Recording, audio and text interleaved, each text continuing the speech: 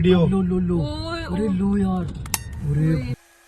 उत्तराखंड के पहाड़ों में छिपी है एक ऐसी रहस्यमयी गुफा जिसके बारे में कहा जाता है कि यहाँ 33 करोड़ देवी देवताओं का वास है।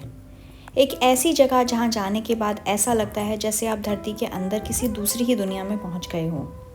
आज हम चल रहे हैं पाताल भुवनेश्वर की अद्भुत और रहस्यमयी यात्रा पर।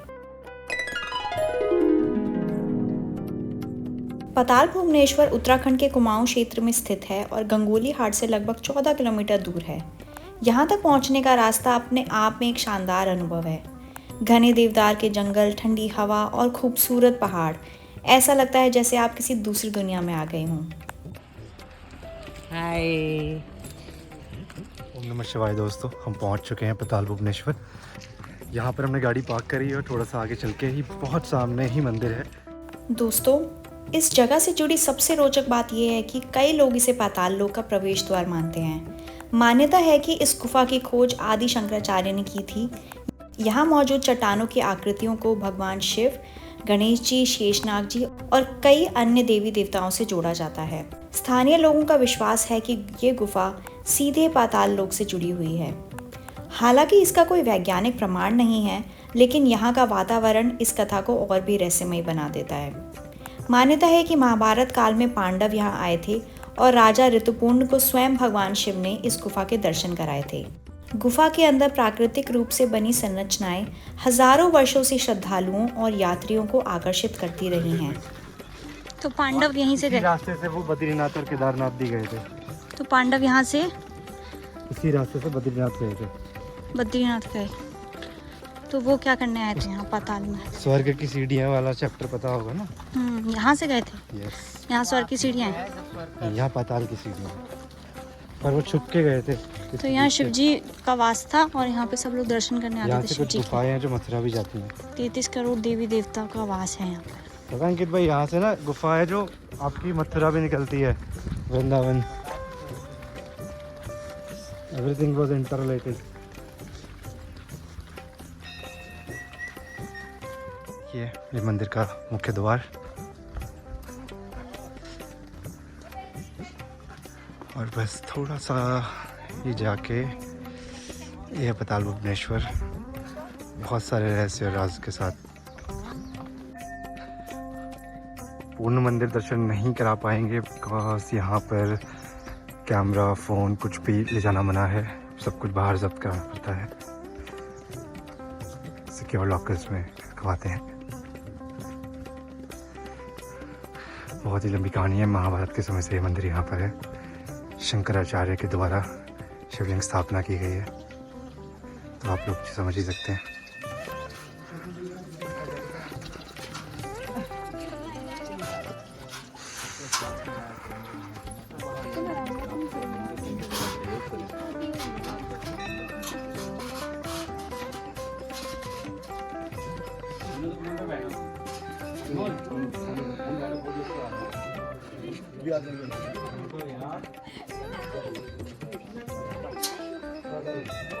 बोलो हर हर महादेव।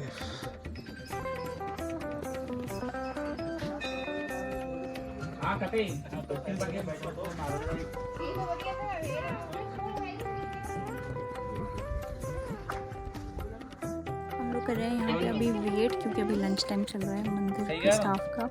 उसके बाद यहाँ पे जो आपका फ़ोन होता है वो जमा हो जाता है और वापसी में आप लेते हो। तो गुफा के अंदर फ़ोन अलाउड नहीं है। आदिशेष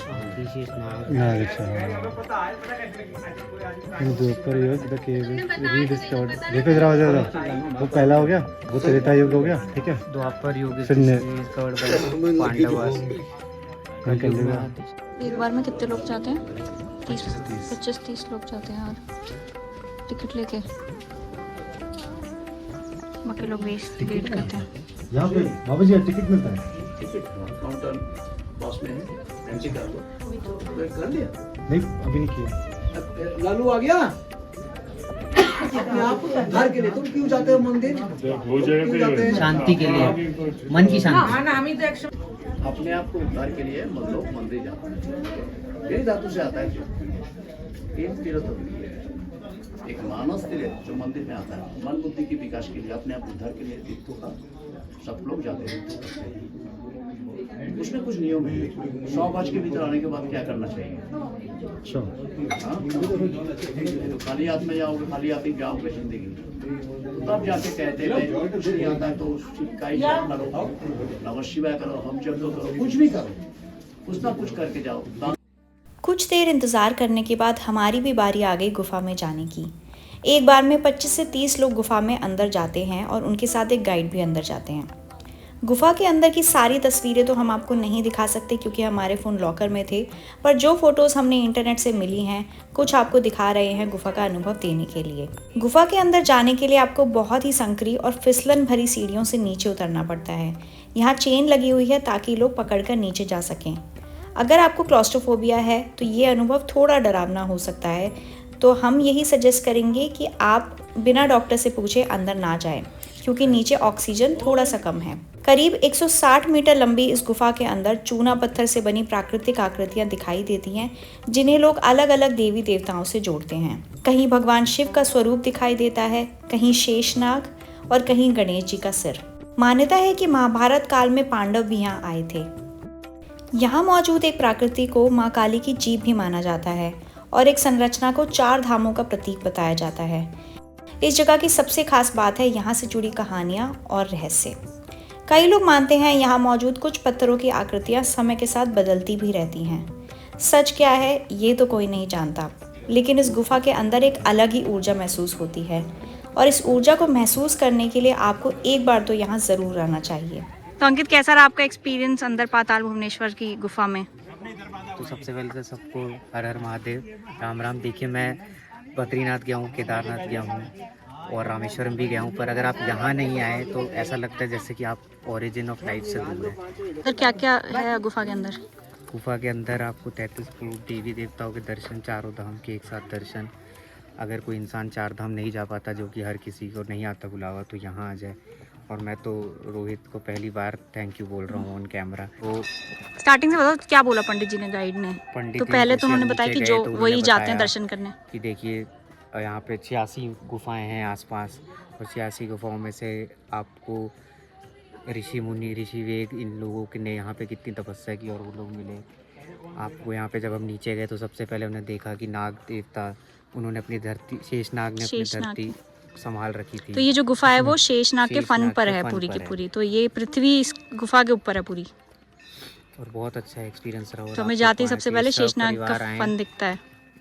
सब परिवार आए, अकेले आए, और बस थोड़ा सा आपको ये ध्यान देना है कि जब आप बारिशों में आएंगे तो ऑक्सीजन लेवल का ध्यान दीजिएगा। बाकी सब बहुत अभी गर्मियों में तो ठीक था ऑक्सीजन ना। चलो। तो मंदिर के दर्शन करके हम आ गए हैं अपने home stay, Neelkanth home stay यहाँ पर पास में ही है। हम उसके अंदर ही स्टे कर रहे हैं। हम 3 बार गए हैं पाताल भुवनेश्वर, तीनों बार हमने यहाँ पर ही स्टे किया है।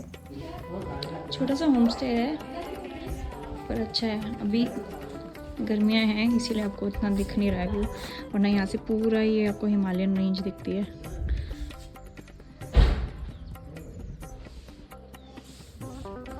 ये हमारे दोनों रूम्स हैं।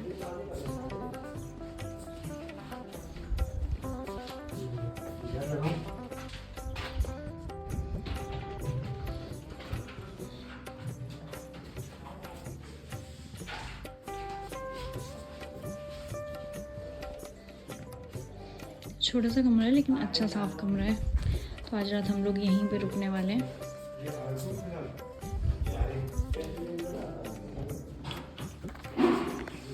व्यू बहुत अच्छा है यहाँ से।